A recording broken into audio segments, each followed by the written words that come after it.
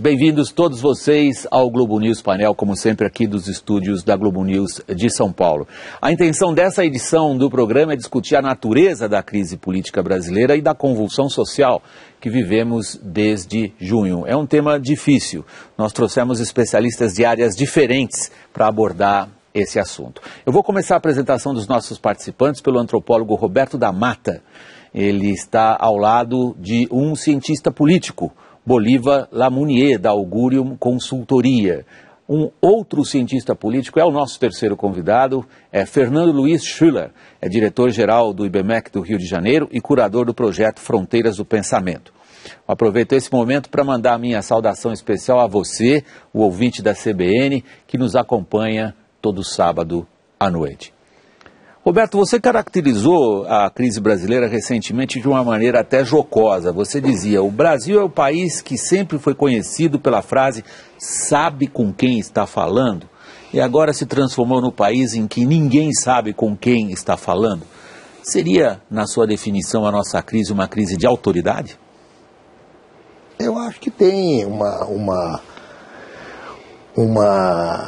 É difícil, né? Tentei traduzir o mal-estar. Eu acho que tem um mal-estar, né? Você tem, nos últimos anos, você tem uma modernização. Você tem, nos últimos 20 anos, uma modernização muito grande, sobretudo a partir do plano real, onde você tem uma medida de valor que é universal e que é concreta e que todo mundo usa. A monetária. A monetária. Então todo mundo tem uma ideia muito precisa dos seus orçamentos. Isso é válido, sobretudo, para a classe média, né? E para quem está entrando na classe média, mas sobretudo para as camadas mais desprotegidas e que têm os empregos mais complicados, né, do Brasil. Então, começa com 20 centavos. Para muita gente, que eu vi comentários, né, é uma bobagem. 20 centavos, se você juntar a gente, como é que pode? É claro que, como toda manifestação coletiva, né, você pode começar com uma coisa pequenininha, né, o sujeito falar assim, Hitler conquistou vários adeptos, o Partido Nazista Alemão ganhou muita gente dizendo, você não quer assistir o comício, vai ter um comício, um cara chamado Adolf Hitler vai falar, você não quer assistir, o cara está interessado em política. Numa cervejaria. Foi assistir e se virou fundador do Partido Nazista e deu dinheiro para o Hitler. Então, o mundo é muito mais complicado do que ele parece, mas me parece isso, você tem um partido no poder há 12 anos, um partido milenarista, um partido com uma estrutura bastante autoritária, com promessas, que eram promessas de pé junto, governando o país, e o país ele melhorou em algumas coisas, e muita coisa ele melhorou, e com essa medida de precisão de pagamento, quanto que eu pago de imposto, quanto que eu ganho, o que eu quero, essa medida de consumo, num mundo globalizado, com essa coisinha que está aqui na minha mão, que é um problema. É um desastre. A instantaneidade da comunicação. Exatamente. Então, é sempre complicado tentei traduzir isso. Eu não sei se eu faço a leitura correta. Se eu estiver cometendo uma injustiça, você me corrija imediatamente. Quando você começou essa sua primeira intervenção, eu comecei a ler e tentar antecipar o que você ia dizer, que é um erro grave que todo jornalista comete, acabei de cometê-lo, que é o de tentar imaginar, nós ganhamos uma referência de valor monetário e perdemos outras referências de valores políticos ou religiosos ou em relação às instituições, Bolívar. Daí a origem da minha pergunta, se o que temos é uma crise muito mais grave em que não sabemos no que acreditar. Eu começaria me apropriando da frase do Roberto, né? Eu tendo lido as obras dele, quando ele diz, ninguém sabe mais com quem está falando, eu acho isso ótimo. Então nós chegamos à democracia agora, né? Não é para saber mesmo, uma sociedade democrática... O Roberto tem batido nesse ponto Isso. É por isso que eu quis me apropriar. Mas eu acho que você levantou aí uma questão de suma importância, né? Um país como o nosso, ainda... se transformando estruturalmente, tratando de se colocar num patamar econômico melhor. Se nós observarmos bem, um país como esse opera com um déficit permanente de legitimidade, né? É claro, as pessoas estão sempre insatisfeitas e têm toda a razão de estarem insatisfeitas. Quer dizer, todos foram chamados, mas, por enquanto, poucos escolhidos. Agora, essa diferença do que as pessoas creem que tem direito e o que a sociedade é capaz de lhes oferecer, isso tem que ser descontado no tempo, né? É preciso fazer um adiamento das parcelas. E esse adiamento das parcelas se chama a credibilidade das elites políticas, empresariais e das instituições. Quer dizer, enquanto essas referências existirem e forem respeitadas, não vira violência, não vira vandalismo, não vira cada um chutando balde na hora que vem entender. As pessoas mais ou menos aceitam um cronograma de pagamentos, vamos dizer assim. O que aconteceu em junho, que nós vimos, foi as pessoas perderam um pouco a paciência de ficar esperando e resolveram pegar o freio nos dentes, falar agora é comigo mesmo, eu vou agir primeiro, depois a gente conversa. Isso então não seria terrivelmente preocupante, mas eu acho que há um elemento preocupante se tivesse sobrado alguma referência importante, né? Alguma pessoa, algum grupo, algum partido imune ainda moralmente a todos os ataques que têm acontecido. Mas eu acho que não há. Então a crise é de fato inusitada. É como se estivéssemos assim, abrindo a primeira página do Leviatã e do Hobbes, né?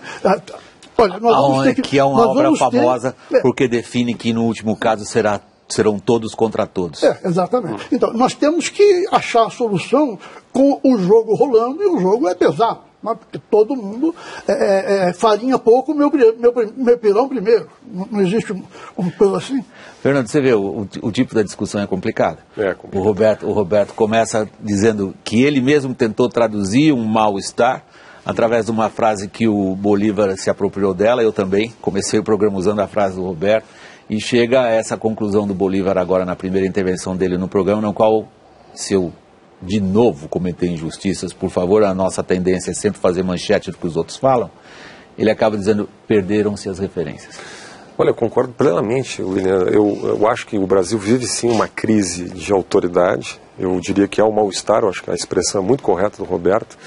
Mas eu vejo por um outro ângulo também, agregando talvez uma interpretação. Nós vivemos uma crise de convicção no país, sobre qual é o conceito de país, né? Hoje não há um consenso na sociedade, não há convicção no sistema político, convicção na elite política brasileira sobre para onde o Brasil deve caminhar. Nós tivemos um consenso, questão de 20, 25 anos atrás, em torno da democracia. O país foi para as ruas, milhões de pessoas pediram as diretas, etc. Isso formou, por uma série de razões, nos anos 80, um consenso em favor de uma sociedade de direitos, né, e uma sociedade democrática. Acho que se constitui um consenso no país. Né? Mas o tema da modernização é um tema em aberto no Brasil. O país, de fato, quer ser uma sociedade de mercado, igualitária, fundada na lei, na igualdade de todos diante da lei e do direito. O país quer se despatrimonializar, uma expressão muito cara a quem estuda antropologia, ciência política no Brasil, ou seja, o país quer relações políticas transparentes, ou seja, partidos que de fato representem, o Congresso Nacional estruturado. O país quer ser a pergunta que Mário Covas fez em 89, o Brasil quer ser um país capitalista, no sentido liberal, moderno, contemporâneo, ou não? Né? As manifestações, por exemplo, que nós vimos as passeatas, uma das grandes, os cartazes em geral diziam, nós vimos na época da Copa das Confederações, era não ao dinheiro público nos estádios. Essa era uma grande reivindicação. Né? Aí eu me lembro, no primeiro jogo da Copa das Confederações, quando dentro de uma daquelas bolas saiu uma manifestante, eu olhei o cartaz dizia não à privatização do Maracanã. Né? Então eu olhei aquilo como um símbolo de um paradoxo. Né? Então, por um lado, a sociedade ela é antiprivatista, né? Ela rejeita concessões de aeroportos, rejeita... Privatização é um palavrão no vocabulário político brasileiro. Por outro lado, ela não quer o recurso público nos estádios, nas arenas, assim por diante. Então, a sociedade tem... Nós queremos resolver o problema da educação pública no Brasil, a educação básica, fundamental. Mas nós não queremos enfrentar as corporações, nós não queremos enfrentar uma série de desmandos que existe na aplicação de recursos, etc., a ineficiência do setor público. De fato, nós queremos... Ou seja, falta convicção na elite política. Eu vim do Rio de Janeiro, assisti recentemente o caso do Maracanã. Né? O governo do estado do Rio de Janeiro, e eu sou do Rio Grande do Sul, assisti isso, né? Fez uma série de estudos, fez uma licitação pública, 2 empresas ganharam a licitação. Por uma série de conjunções de 2 meses, pequenas manifestações, né? Da questão indígena, a questão do estádio de atletismo, a questão no estádio de natação, o governo recua em todo o processo. E abandona o processo todo. Abandona todas as suas convicções. Eu não estou julgando que elas estavam certas ou erradas, mas foram anos de estudos. Né? Ou seja, o governo perde a convicção, né, E recua em função de minorias muito barulhentas, muito capazes de afetar o sistema político, de impor a sua agenda no espaço público. Por quê? Porque falta liderança, falta convicção. E a sociedade ela fica se perguntando, bom, então quando que se estava errado nesse processo? Né? A convicção é ficar no poder, pô. Esse que é o problema. Tem duas, porque é o seguinte, esse meu artigo, né, ninguém sabe com quem está falando, tem a ver com uma perspectiva que eu acho que complementa o que os dois cientistas políticos estão falando. O que é?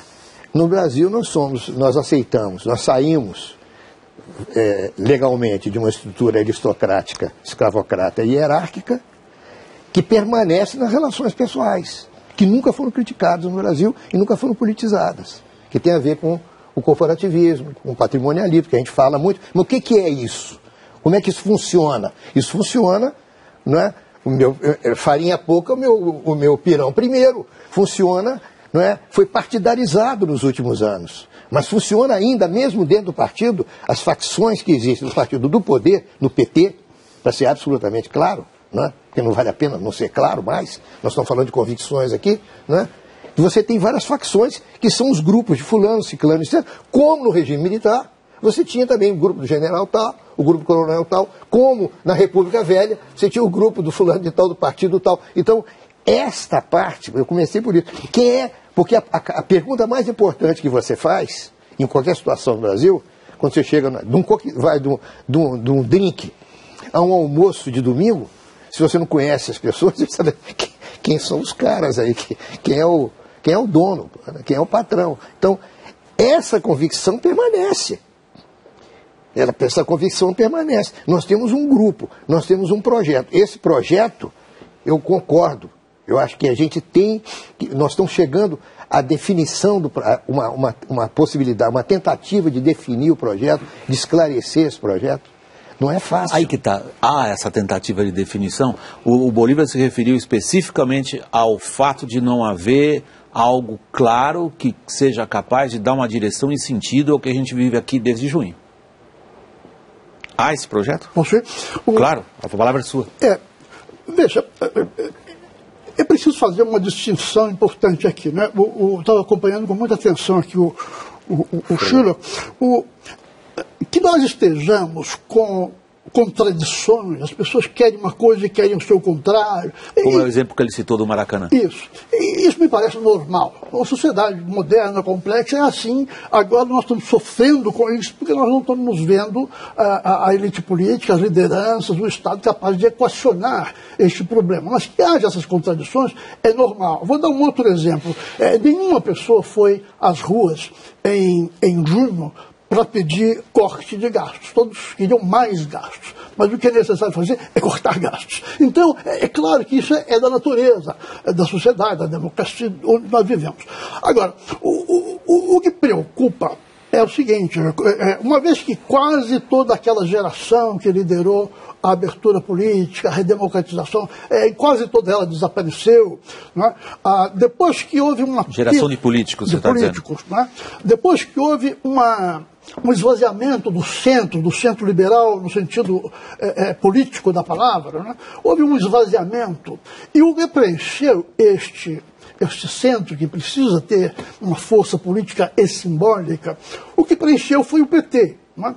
Eu não quero falar mal do PT, mas é óbvio que todo mundo sabe que a minha avaliação do PT é que é muito inferior, né, ao poder que ele veio a ter na sociedade, por caminhos legítimos, obviamente, mas me parece inferior historicamente ao papel que ele veio a desempenhar. Quer dizer, o script do país é muito bom, mas o elenco deixa a desejar. Não é? Então, vem aqui este período recente. Não é? O Lula, com a sua imensa influência eleitoral, o seu carisma, tira do nada, tira do bolso do colete uma candidata, note-se bem, à presidência da República. Eu não estou falando de qualquer cargo. Ele coloca na presidência da República uma pessoa sem experiência que o país não conhecia. Bom, então isso é apenas a parte mais dramática, ou se você quiser, a parte mais patética de um enfraquecimento das instituições, da elite política, das convicções, que foi dito aqui. Quer dizer, então o país está com essa sensação de que está sem rumo, e está sem rumo mesmo. Você olha para o Congresso Nacional, 15, 20 anos atrás, você, assim no estalar de dedos, contaria 20 ou 30 deputados. Como foi o caso da Constituinte em 88. De expressão nacional.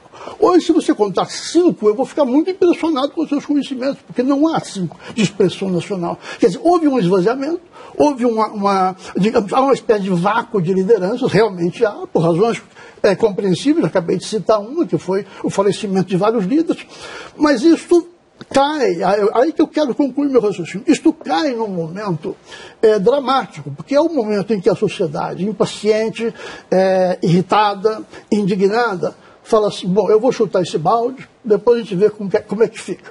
Diante das pessoas que chegaram a esse estado de alma, de ressentimento, é inútil você falar que vai fazer uma reforma política para dar o voto de escrutínio. Eles já se deram o voto de escrutínio, já estão na rua. Ou que vai fazer um corte de gastos. Exatamente, eles já tomaram esse freio nos dentes. Então, veja bem, há um bater cabeças, há um desencontro, há uma patetice, quer saber, no nível das elites políticas, que não corresponde ao que está acontecendo na rua. Para concluir, e esse tema eu vou jogar para o ar, a Dilma, eu falei um pouco mal da Dilma, mas eu vou salvar um pouco a pele dela. Ela recebeu uma herança maldita do Lula, não é? Ela está aí com um trem-bala que, antes da licitação, vai custar R$1 bilhão. Antes de chegar à licitação. Ela está com os estádios de futebol. O que nós vamos fazer com esses estádios vazios é uma incógnita, né? Vamos ter que receber muitos grupos, vai ter uma shows Copa de rock. Vai ter uma Copa do Mundo e uma Olimpíada marcada. A cada trimestre. Não, o Rio de Janeiro vai ser mas depois disso, pois é. Depois disso, vamos precisar da Copa do Mundo a cada 3 meses, porque é muito estádio para pouco futebol. É isso aí. Fernando, você vê, tem uma visão antropológica da crise da sociedade brasileira, traduzida em poucas palavras no fato de que a visão da modernidade das relações não se instituiu ainda nesse tecido social. A sociedade continua patrimonialista, continua sendo uma sociedade baseada naquela velha frase, você sabe com quem é que você está falando. A visão do cientista político é não só da falta de liderança, mas da ocupação dos espaços de poder por um grupo político partidário que está aquém do desafio deste momento. Olha, eu diria, primeiro, eu queria insistir no tema das convicções, né? Por exemplo, as manifestações, etc., nós tivemos episódios de violência, né? E eu achei muito curioso que estão se repetindo com extraordinária frequência. Ou seja, tem menos gente nas manifestações e mais violência, né? Mas o que me chamou a atenção é a reação, vamos dizer assim, extremamente cautelosa, muitas vezes covarde, ou no mínimo medrosa, da própria imprensa, dos setores da imprensa, etc., mas especialmente dos governos em relação à violência. Ou seja, nós tivemos invasões por onde de parlamentos no Brasil. A Câmara Municipal do Rio de Janeiro foi invadida. A Câmara Municipal de Porto Alegre foi invadida durante vários dias. Né? Houve tentativas de invasão da Câmara Municipal de São Paulo na semana que passou e da Assembleia Legislativa. Você tem o parlamento invadido, ocupado, e você não tem convicção no país, né? Você não tem, as instituições não têm força, não têm convicção para dizer que o parlamento não pode ser ocupado desta maneira. Que 50, 100, 200 pessoas não têm o direito, não é? Independente das suas... Houve uma tentativa de invasão em São Paulo de um hospital. E quando você diz isso claramente aqui, eu quero dizer claramente isto, não é?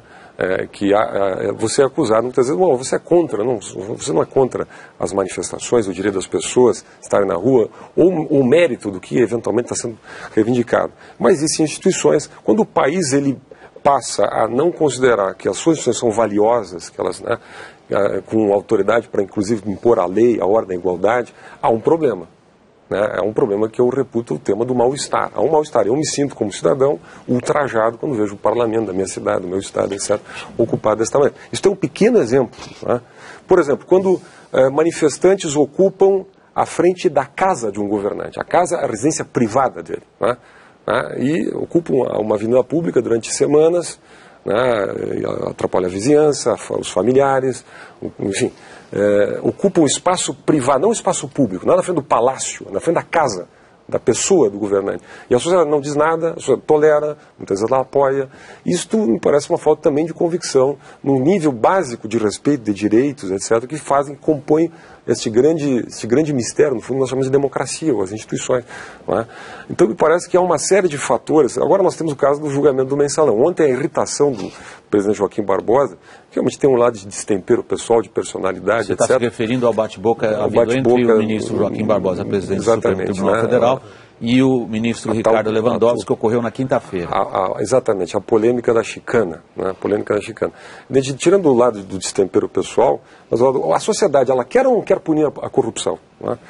Se você fizer uma entrevista na rua, 99% das pessoas, nós queremos... Deixa eu só, Fernando, que são tantos elementos que você colocou agora nessa última, só separá-los um pouquinho, só um didatismo às vezes artificial, mas eu acho que ajuda, principalmente para quem nos acompanha. Deixa eu pegar a questão da violência. Vários comentaristas na semana que passou assinalaram que os políticos, eu lembro de um deles, porque o vocabulário dele normalmente é um jornalista já bastante veterano, que eu leio há muitos anos, o Jânio de Freitas, na Folha de São Paulo, por exemplo, escreveu na semana passada que os políticos estão acovardados diante daquilo que ele, articulista, considera absolutamente inadmissível, que foi uma tentativa de invasão de um setor de atendimento de emergência de um grande hospital em São Paulo. Posso falar também o Sírio-Libanês, o hospital privado. Um grupo tentou invadir, alegando que o Sírio-Libanês desvia verbas do SUS, não trata os pobres e ali só estão ricos. Então merecia ser invadido sem menor respeito pelas pessoas que estavam ali na situação de atendimento de emergência. Conclusão do articulista: isto é inadmissível. E os políticos estão acovardados, perderam absolutamente a noção daquilo que é manifestação legítima, daquilo que é pura e simples violência. Nós estamos vivendo a violência no Brasil no momento, na sua avaliação, com uma questão meramente episódica, que a gente tendo um pouco de paciência, deixa os ânimos se acalmam, ou a gente tem que se preparar para um período muito turbulento? Para mim? A pergunta é para você. A pergunta é tranquila. Não, a pergunta é tranquila, a resposta você não sabe. Eu concordo inteiramente com o que o Bolívar falou, que nós estamos falando coisas muito parecidas. Primeiro existe um negócio que a gente chama de democracia. Democracia liberal, que tem uma competição política, que tem legitimidade, que é uma busca de legitimidade. Onde existe, como o Bolívar falou muito bem, existem prazos. E o Fernando falou muito bem, existem convicções. Você tem que entregar alguma coisa, você paga imposto, você tem que ter um projeto. Esse projeto, essa situação, isso o próprio Tocqueville fez a previsão já lá dos 1840, quando escreveu Democracia na América. Né? E o próprio Hobbes também, né? Porque o Hobbes é magnífico, porque o Hobbes ele não está falando só do regime democrático como uma possibilidade para resolver o problema do individualismo, né? E das ambições individuais. É o único sistema político possível. É mais, e vai além disso. Né? Então, nós instituímos a democracia. Agora, a democracia é um teatro. Eu gostei da imagem do Bolívar, porque eu uso também essa imagem. Tenho falado isso, falo nas minhas colunas, acho importante o axioma do Shakespeare. Nós somos atores num palco. Mas muitos desses atores, e sobretudo os atores que ocupam cargos públicos, não têm consciência do papel que estão ocupando. Então, essa é parte da tragédia. O mal-estar veio daí. Falta convicção para desempenhar o papel. Porque eu não posso ser um professor sem consciência do meu papel, sem saber os limites do meu papel. E tem esse elemento, que é um elemento crítico, porque é um país centralizado, psicologicamente centralizado, de ethos centralizado, de ética centralista, e que o presidente que saiu puxou um personagem para ocupar um papel que, obviamente, esse personagem não tem. É como você me convidar amanhã para fazer Shakespeare, fazer Hamlet, né? Ou fazer Ricardo III, já que nós estamos falando de poder, fazer Ricardo III. E há, obviamente, uma série de defasagens. Roberto, desculpa eu interrompê-lo nesse momento, é que eu estou chegando ao final do primeiro segmento do programa. A gente reinicia logo depois do intervalo, é só um instantinho. De novo com essa questão eu vou insistir um pouco e quero ver a análise de vocês. O que é essa violência que nós estamos enfrentando? Qual é o caráter dela?